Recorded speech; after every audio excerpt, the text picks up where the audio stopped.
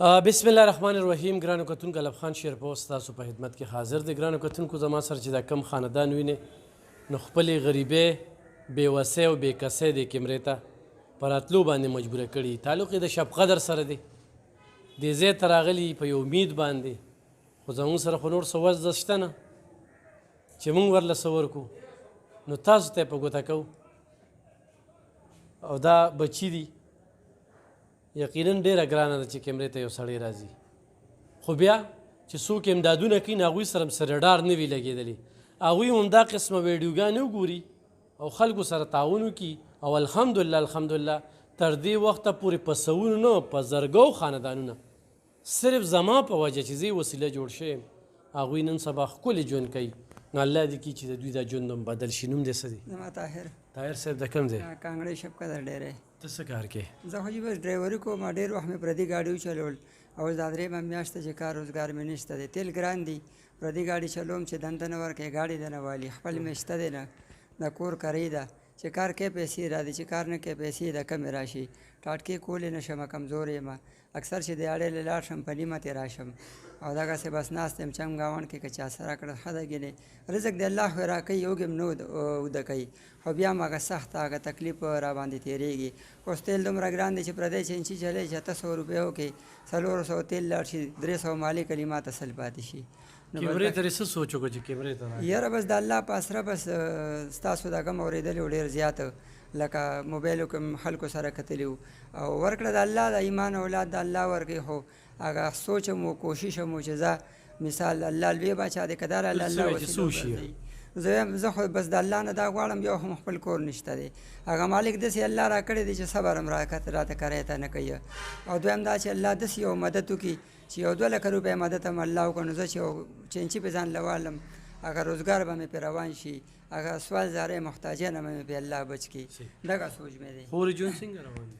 یاره روکې بس ګرانه ده، ځکه چې غریبي ډېره زیاته ده، بېوسي ده، او بس داسې څه مالي حالت زمونږ نشته دی، بس خپل کور نشته، روزګار نشته دی. روکې بس ګراني ډېره زیاته دی. بس په دې ګرانۍ کې چې خپل روزګار دی نه نو ژوند څنګه وي؟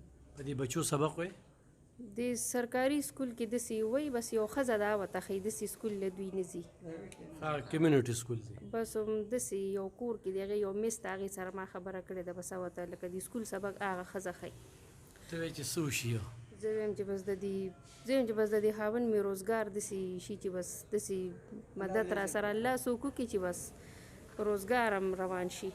روزګار نشته او غریبي شته؟ غریبي هم ډېره د خپل کور هم نشته دی، او د بومې کار هم نشته دی چې الله پاک ولري رشقه ورکړي، چینجي ورکړي، داسې خپل کور هم نشته دی. زموږ خو د اختر جامې هم نه وي، کیړۍ هم نه وي، اختر هم همداسې تېر کړو، اختر هم همداسې تېر کړو. کور ګرمي هم ده، بیټري هم نشته دی، داسې پکې هم نشته دی، بجلي هم راله څوک نه راکوي، بجلي هم رانه کټ کړې ده. بسم الله الرحمن الرحیم. یاره جي زموږ خو خپل کور هم نشته، بجلي هم رانه خپل کټ کړې ده، بیټري هم نشته، پکې هم نشته، زموږ خپل غریبۍ د پلار هم کار نشته چې الله پاک ولې پیسې ورکړي چې چینچي والي. خپل غریبي هم د کور مالک دی، 2000 روپۍ کرۍ هم رانهالي، خپل غریبي هم د کور هم د کاری دی. نمبر دې څه دی؟ زما 0335 93 057 12 0335 93 057 12. صحیح.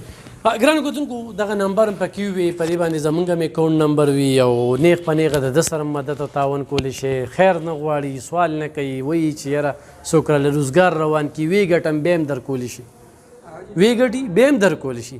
دې بچو ته وګورئ، دا بچي هم تاسو نه سوال کوي چې یاره زما د دې پلار روزګار روان شي، او دا خورکۍ هم دغه خبره کوي.